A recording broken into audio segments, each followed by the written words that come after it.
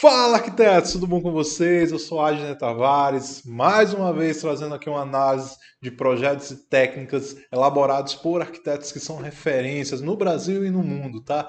E hoje a gente está trazendo uma referência não da atualidade, como a gente já vem trazendo nos últimos vídeos desse quadro, mas uma referência histórica que a gente tem aqui no Brasil, uma referência que fez história na arquitetura, que está presente até hoje com um legado que ele deixou na arquitetura aqui do Brasil, se chama Sérgio Bernardes.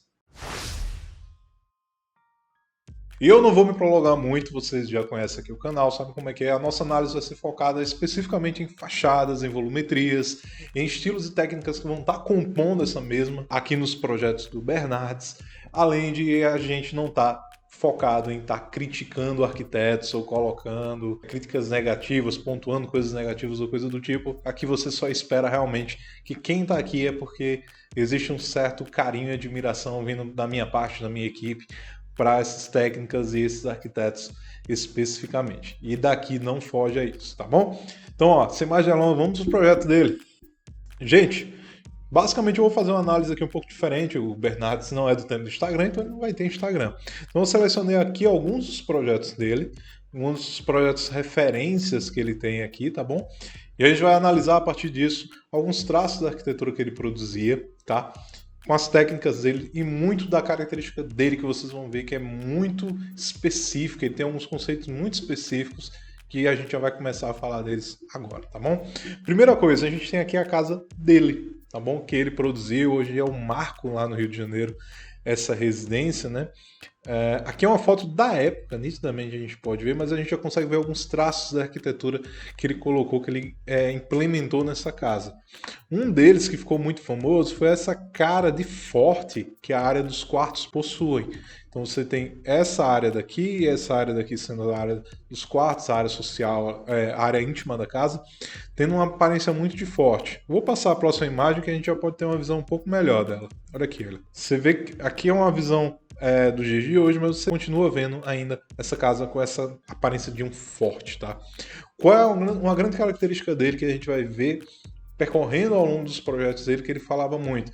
É uma construção que ele chegou que é a não arquitetura. Pelo que eu vi em documentários, acompanhando um pouco da vida dele, nessa época daqui ele ainda não estava tanto nessa vibe. Mas essa não arquitetura que ele produzia era uma forma dele colocar em que a arquitetura deveria ser abraçada pela natureza, era para ser a última coisa a ser evidenciada no projeto, era para quanto menos aparecesse a arquitetura e quanto menos ficasse visível a arquitetura para as pessoas estiverem vendo, e mais o entorno, a natureza se acoplassem aquilo ali, melhor. Tá bom? Basicamente, esse é o conceito da nova arquitetura que ele tem. E aqui ele já começa a impregnar um pouquinho desse conceito, talvez não tão definido ainda, tá? Mas já tem um pouquinho disso, de você estar utilizando, com esse tipo de pedra aparente muito rústica aqui, você está colocando o uso do branco e etc. Você está tentando camuflar essa casa muito naquela paisagem que ela está ali no entorno. É muita natureza que tem nesse entorno dessa casa. De frente aí já é o rio, então você tem realmente uma natureza muito grande, além de um horizonte muito grande ali na frente. Junto com isso, ele tenta acoplar essa arquitetura à paisagem, tirando o máximo possível da arquitetura e colocando um mínimo de quebras, elementos arquitetônicos ou coisa do tipo. Você vai ver uma arquitetura muito minimalista saindo dele, só que com muitos materiais que você já encontra lá no local para você estar utilizando e acoplando lá ao próprio local, a natureza que você está colocando ali, tá bom? Outra característica muito grande aí que gerou muita discussão na época foi justamente essas janelas aqui, né? Essas janelas aí muito pequenas, mais profunda, que poderiam ser maiores, elas estão mais estreitas e mais altas, né? E gerou muita discussão, e aí você vê uma explicação dele muito legal de que ele colocou dessa forma para que as pessoas que estivessem naquele quarto, no caso os seus filhos, eles pudessem ter uma visão do horizonte, uma visão do que eles estariam vendo ali daquela janela a cada momento que eles chegassem lá perto e vissem. Porque, segundo ele, se a gente abre a janela, se a gente deixa, vamos dizer, a parede ali, uma pele de vidro, você está acoplando os dois ambientes ali, você está juntando o externo com o interno, mas ao mesmo tempo a sua visão do externo é sempre a mesma. Pelo contrário, nessa forma que ele está colocando, ele coloca de uma maneira de que, olha, eu fiz dessa forma porque eu queria que Cada vez que os meus filhos fossem naquela janela, dependendo do ângulo que eles tivessem de vista da janela, eles veriam algo diferente do que eles viram no dia anterior, que eles estavam no posicionamento um pouco diferente. E é um conceito muito bacana de ser colocado, e a gente vai ver muito isso nas obras do Bernardes, que é conceito arquitetônico de função, realmente ele imaginar o dia a dia, o que é que você vai estar passando ali naquele local. Além da estética, a estética, na verdade, ele coloca em último plano ali, quase não se preocupando com isso, a gente vai ver algumas coisas desse tipo, mas ele era muito mais preocupado assim, com função, com experiência que você vai ter naquele local, tá bom? E menos assim com padrão estético mesmo, nesse quesito estético ele é muito minimalista, vocês vão ver se confirmando nas outras obras. Para, gente, rapidinho. Deixa eu interromper aqui o vídeo de vocês rapidinho para só falar do nosso curso. A gente já lançou os 2 cursos que a gente tem agora sobre desenvolvimento de fachadas, onde a gente vai estar vendo desde a parte teórica de conceitos, estilos, como usar, onde usar e etc. Passando por referências, parte de execução, parte de obras em si de fachadas, até realmente a gente botar a mão na massa e ver o nosso método dos 9 passos para desenvolver uma fachada incrível nos seus projetos. A gente tem o curso Desenvolvendo Formas e Volumes, que é o curso completo, onde a gente vê fachada residencial, urbana, residencial de condomínio, comercial, até edifício de 15 andares a gente tem lá. E muito mais, que a gente ainda tá colocando mais coisas, tá? E a gente também tem o nosso curso um pouco mais acessível, que é o nosso curso de residências de condomínio, que também tá aqui embaixo. Eu vou deixar o link dos 2 aqui na descrição. Se você quer ser meu aluno e aprender mais sobre projetos de fachadas, deixar suas fachadas incríveis, muito top, vem aqui conosco no nosso curso que você não vai se arrepender. Espero com a gente, hein? Aí a gente já começa a falar de arquiteturas um pouco maiores. Né? Aqui é o Pavilhão São Cristóvão, também no Rio de Janeiro. A gente tem aqui a foto de como ele foi feito, tá? De como ele foi desenhado, e a gente pode ver que ele tem design sim, tá? O Bernardes, quando ele queria, ele botava ali um pouquinho mais de design e saía, fugia mais do minimalista e fazia obras bem interessantes. Nesse caso daqui, a grande técnica que ele implementou foi justamente essa coberta daqui, que é algo muito revolucionário para o tempo que ele estava colocando, tá? Foi muito difícil ser construído. Eu aconselho muito a vocês, tem um documentário dele aqui no YouTube, tá? Eu acho que eu vou colocar aqui o link na descrição para já direcionar para vocês, eu recomendo bastante. E mostra todo o processo que ele fez, o depoimento dos filhos dele, eu falar sobre essa construção aqui, de que eles estavam tateando essa tecnologia de estrutura metálica. Ele era um dos primeiros a utilizar, se não o primeiro. Ele utilizou numa das casas que a gente vai estar vendo, estrutura metálica, quando ninguém estava utilizando. E desse ponto aqui, ele está fazendo realmente uma revolução no sistema construtivo brasileiro. Pena que, hoje em dia, a gente pode ver que ela está sem a coberta, né? Muito devido à falta de manutenção, à falta de cuidado ali que a gente pode ver realmente com muitos prédios e edifícios históricos brasileiros, como é que realmente não há tanto cuidado assim com eles, e a gente acaba perdendo um pouco dessa história da arquitetura que a gente tem. Mas tá aí o Pavilhão de São Cristóvão, um marco na arquitetura que ele produziu, tá? Vamos continuar. Aqui a gente tem uma das residências que ele produziu, e aí você pode ver muito esses traços, tá? Vamos tratar do que a gente mais vê por aqui no nosso canal. Se a gente for parar para analisar, assim como a gente viu dos outros arquitetos, a gente vai conseguir ver, primeiro, um minimalismo clássico aqui, no quesito de você ter todas as figuras retangulares sem nenhuma distorção dessa forma, sem nenhuma desconstrução dessa forma. Você realmente tem retângulos aqui no local, né? Você vai, ao mesmo tempo que você encontra isso, você vai encontrar um minimalismo que estava surgindo ali, que é o que a gente chama hoje em dia de minimalismo brasileiro, que você tem o Márcio Kogan, que você tem o Jacobsen, que se apropriam dessa estrutura mais minimalista, mas ao mesmo tempo colocam cores e materiais mais quentes. Você vai ver revestimentos como tijolo aparente, amadeirado ali na frente, coisa que o minimalismo tradicional não tem, né? O minimalismo mesmo que você tem ali do Franz Silvestre é mais o branco, o cinza, o preto e por aí só, né? E fecha aí. O brasileiro trouxe um minimalismo um pouco diferenciado, como esse daqui, se tratando de cores mais vivas, de materiais mais quentes, né? Então a gente já pode ver aqui esses traços, além de você ver que ele não tem medo nenhum de realmente esconder a arquitetura na paisagem, no paisagismo, na vegetação. Então você vê as plantas aqui de alto porte escondendo essa arquitetura. Com certeza, gente, isso cria um clima muito legal para quem tá lá, tá? Mas aí, tipo, entra sempre em conflito esses dois choques de você ter arquitetura não sendo escondida, mas sendo apenas abraçada pela vegetação, e esse tipo de arquitetura que você não tem medo de esconder, que é o conceito de não arquitetura, quase que ele já está implementando aqui, tá bom? Vamos passando aqui, vamos ver. Deixa eu tirar do zoom, né? Vamos lá. Aqui, outra residência dele, você vai ver muito uso de vegetação, tá vendo? Mais uma vez, agora ele não escondeu tanto. Agora ele deixou aqui na lateral, fez aquele serviço quase com a moldura ali, assim como o Niemeyer também fazia, e entre outros, tá?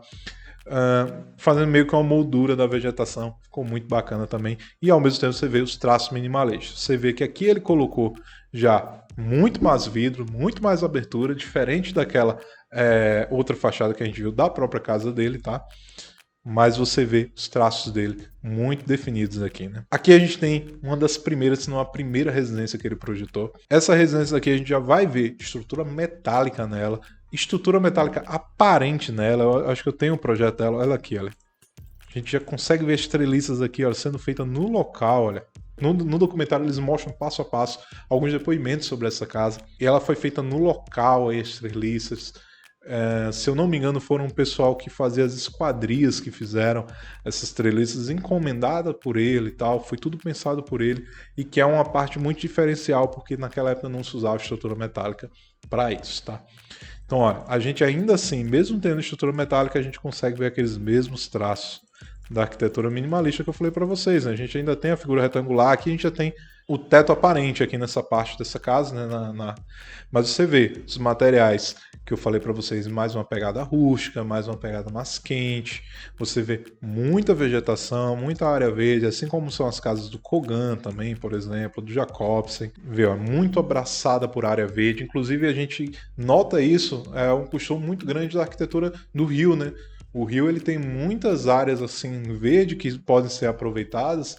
Tem alguns documentários da GNT, inclusive você tem a casa do Murilo Benício, etc., que também são em terrenos assim muito montanhosos, com muita vegetação ao redor, dá um clima muito legal para as casas. E ele faz basicamente dessa área um cenário para abraçar a residência e a arquitetura, diferente de condomínios, né, que a gente não consegue encontrar muito isso. Vamos passando. E por fim, gente, eu queria finalizar essa análise aqui do Bernardes com o Hotel Tambaú, que é esse marco aqui da arquitetura do nordestina que a gente tem, né?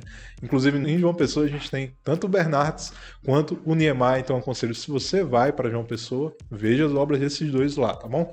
Aqui a gente pode ver já que o desenho é completamente diferenciado pela imagem de cima, né? A gente tem basicamente um estádio de futebol, um formato de um estádio de futebol, só que um hotel. Eu vou me prender às fachadas deles, como eu falei para vocês, para trazer algumas análises bem legal, porque esse hotel para mim reflete muito de toda essa ideologia e tudo que o Bernardes passava com essa não arquitetura dele. Primeira coisa, a função que ele colocava. Aqui a gente tem a parte do hotel que ela vai ser de encontro ao mar ali. Então, quando a maré está alta, basicamente toda essa parte aqui da água ela entra nessa parte aqui de baixo. Aqui você tem os quartos e aqui você tem umas áreas sociais do hotel. E o que é que ele fez aqui? Ele poderia ter simplesmente feito uma estrutura para barrar essa entrada das ondas do hotel para que simplesmente batesse e voltasse. E ok, mas ele usou isso aí pensando na experiência de quem estivesse no hotel. E o que é que ele fez? Ele fez essas entradas aqui de concreto e dentro ele fez uma área pequena, simplesmente para a onda poder entrar nessas quebras aqui de concreto, nessas grelhas de concreto, batesse e voltasse. E nesse ponto em que ela bate nessas grelhas, tanto indo quanto voltando, ela forma um barulhinho da onda ali. Para quem está no hotel, ter aquela sensação gostosa do que é SMS ridícula, né? Mas olha, a intenção é você estar ouvindo o barulhinho das ondas ali enquanto você está no quarto, enquanto você está na área social, para dar aquele climinha de mar, que todo mundo sabe que é muito gostoso, né? Então, olha, é uma coisa que, como eu falei para vocês desde o primeiro projeto que eu mostrei aqui, ele não está preocupado com a estética, ele não está preocupado com com o design em si. Ele está preocupado com a função e com a experiência que você vai ter naquele local. Então, essa ideia é muito maravilhosa porque ele coloca no campo da experiência. Você vai ter uma experiência diferenciada dos outros hotéis ao estar ouvindo dessa forma esse barulho da onda, que você não vai estar encontrando em qualquer hotel à beira-mar. Basicamente isso.